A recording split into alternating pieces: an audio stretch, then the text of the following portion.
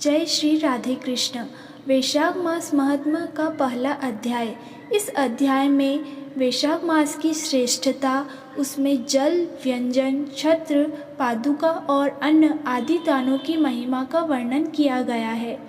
भगवान नारायण, नर श्रेष्ठ नर, देवी सरस्वती तथा महर्षि वेद व्यास को नमस्कार करके भगवान की विजय कथा से परिपूर्ण इतिहास, पुराण आदि का पाठ करना चाहिए। सूत जी कहते हैं, राजा अंबर ऋषि ने परम श्रेष्ठी ब्रह्मा के पुत्र देवा ऋषि नारद से पुण्यमय वैशाख मास का महत्व इस प्रकार पूछा।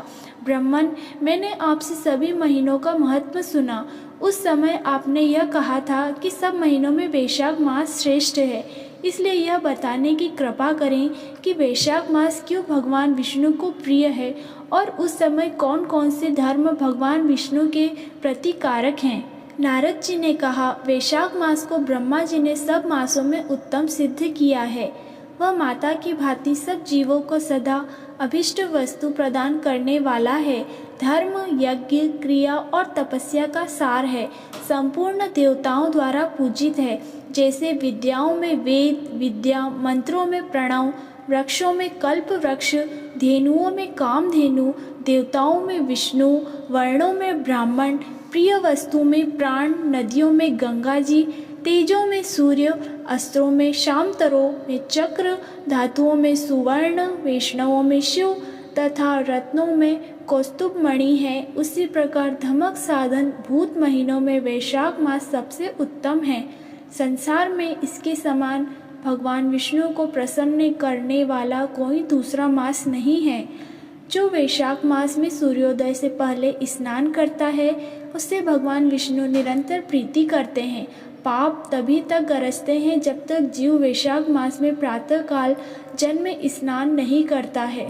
पाप तभी तक गरजते हैं जब तक जीव वैशाख मास में प्रातःकाल जल में स्नान नहीं करता। राजन, वैशाख के महीने में सब तीर्थ आदि देवता बाहर के जल में भी सदैव स्थित रहते हैं।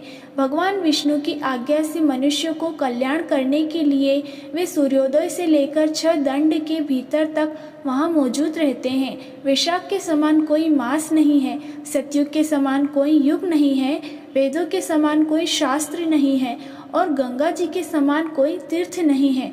जल के समान दान नहीं है, खेती के समान धन नहीं है और जीवन से बढ़कर कोई लाभ नहीं है।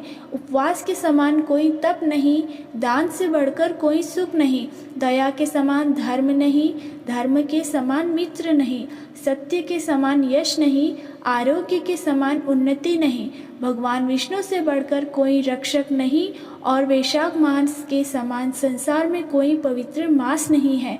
ऐसा विद्वान पुरुषों का मत है। वैशाख मास सर्वश्रेष्ठ है और भगवान विष्णु को सदा प्रिय है। सब दानों में से जो पुण्य होता है और सब तीर्थों में जो फल होता है, उसी को वैशाख मास में मनुष्य केवल जल दान करके प्राप्त कर लेता है।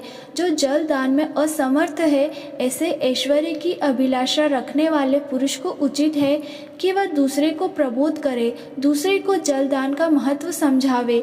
यह सब दानों से बढ़कर हितकारी है। जो मनुष्य वैशाख में सड़क पर यात्रियों के लिए प्याऊ लगवाता है, वह विष्णु लोक में प्रतिष्ठित होता है।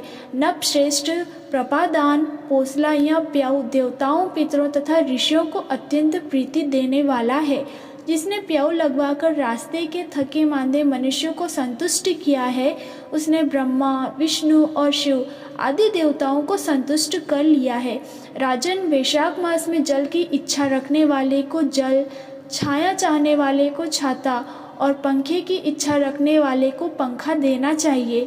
राजेंद्र, जो प्यास से पीड़ित महात्मा पुरुष के लिए शीतल जल प्रदान करता है, वह उतने ही मात्र से 10,000 राजसूय यज्ञों का फल पाता है। धूप और परिश्रम से पीड़ित ब्राह्मणों को जो पंखा डुलाकर हवा करता है, वह उतने ही मात्र से निष्पाप होकर भगवान का पार्षद हो जाता है। जो मार्ग से थके हुए श्रेष्ठ द्विज को वस्त्र से भी हवा करता है, वह उतने से ही मुक्त हो भगवान विष्णु का सायुज्य प्राप्त कर लेता है। जो शुद्ध चित्त से ताड़ का पंखा देता है वह सब पापों का नाश करके ब्रह्मलोक को जाता है। जो विष्णु प्रिय वैशाख मास में पादुका का दान करता है वह यम दूतों का तिरस्कार करके विष्णु लोक में जाता है। जो मार्ग में अनाथों के ठहरने के लिए विश्रामशाला बनवाता है उसके पुण्य फल का वर्णन किया नहीं जा सकता। मध्याह्न में आए हुए ब्राह्मण अतिथि को यदि कोई भोजन दे तो उसके फल का अंत नहीं है। राजन, अन्नदान मनुष्य को तत्काल तृप्त करने वाला है, इसलिए संसार में अन्न के समान कोई दान नहीं है। जो मनुष्य मार्ग के थके हुए ब्राह्मण के लिए आश्रय देता है उसके पुण्य फल का वर्णन नहीं किया जा सकता। भूपाल, जो अन्नदाता है वह माता पिता आदि का भी विस्मरण करा देता है, इसलिए तीनों लोकों के निवासी अन्नदान की ही प्रशंसा करते हैं। माता और पिता केवल जन्म के ही हेतु पर जो अन्न देकर पालन करता है, मनीषी पुरुष इस लोक में उसी को पिता कहते हैं। अथ श्री वैशाख मास का पहला अध्याय समाप्त। जय श्री राधे कृष्ण।